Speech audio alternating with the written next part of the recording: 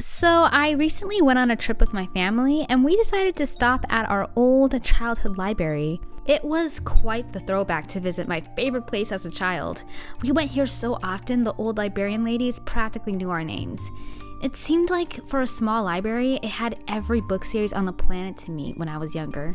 I very much love to pick up different series from all ranges of authors, from Anne M. Martin to Judy Blume, to the underrated authors with not so much name recognition, but had popular children's book series, or even not so popular. So today, I'm going to be reviewing underrated children authors who have underrated book series. One thing that will always stay on trend is the diary books. Maybe it's because we reveal our deepest secrets and desires and can be as weird as we want. From Dork Diaries to Diary of a Wimpy Kid, it's a literature creative that's never gonna die. Amelia's Notebook was my favorite journal diary series. Created by Marissa Moss, Amelia's Notebook was about a middle school girl who goes through the dramas of fitting in and dealing with her older sister Cleo with the jelly rolled nose, and much more. The idea of formatting her book series into her journal actually came from going into a store to buy school supplies for her son, and she came across one of those composition books, and she would remember drawing and writing inside of them when she was younger, and honestly, it just felt so different than a diary because not everyone has the sort of desire to write in a diary. Sometimes you just want to doodle a little or just even have bigger pages. And so at the time when I was reading the series, I thought it was such a creative idea.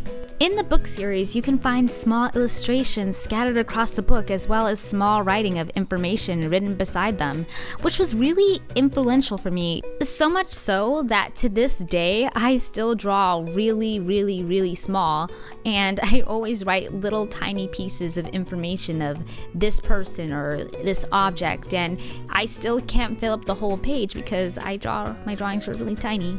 My favorite book of the series was Amelia's Are We There Yet? Longest Ever Car Trip, which tells the adventure of Amelia, her mom, and sister going across country to the Grand Canyon and other various places, as well as visiting Amelia's old friend. For such a small book, it was by far the most entertaining book of the series. The humor between Amelia and Cleo, who I would never forget, saying the seemingly atrocious lyrics, "Oh baby, oh marshmallow pie, ay, oh baby, oh spit in my eye, was hilarious.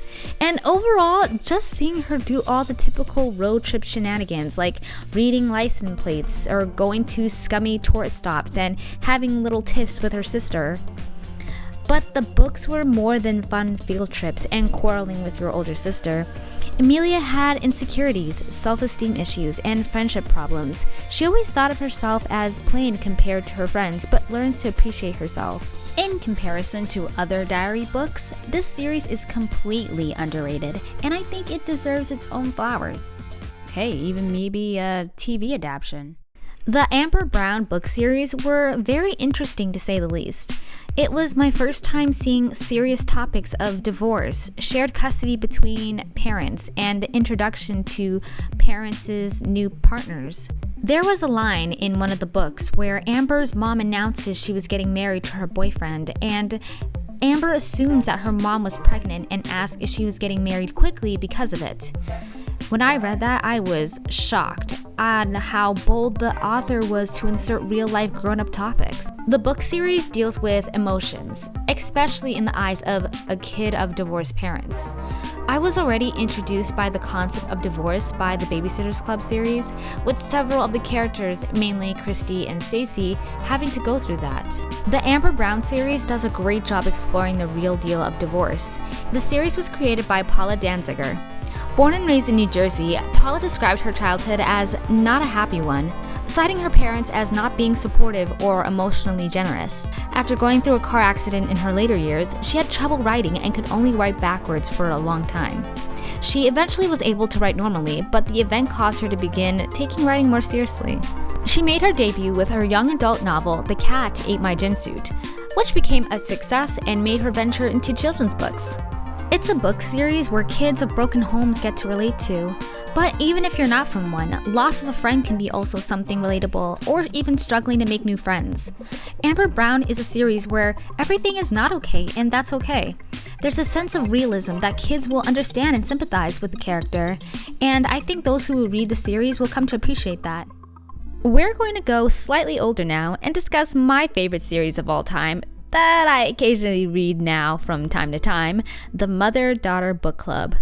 The series features middle school girls who each year go through new challenges alongside their respective mothers. Each book focuses on the mother-daughter dynamic and teaches friendships, change, and growing up. The series stars Jess, a shy girl who lives on a farm and whose mother lives separately from the family, living as a TV soap star in New York City.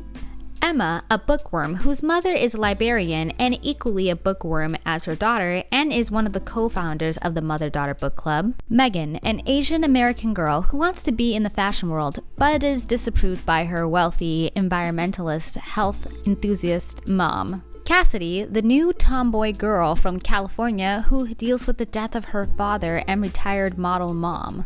And later on, Becca Chadwick, bully turned club member. The author has each chapter switching from girl to girl, having the opportunity to hear each daughter's voice.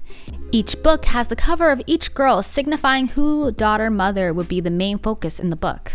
The Mother-Daughter Book Club goes through similar themes as the books that they're reading, which are the timeless classics such as Little Women, Anne of Green Gables, Daddy Longlegs, Pride and Prejudice, Jane Eyre, and the Betsy Tacky series. Overall, it's a feel-good series full of small-town activities, friendship dramas, and classic book references. There is a sense of escapism you'll feel when reading the series.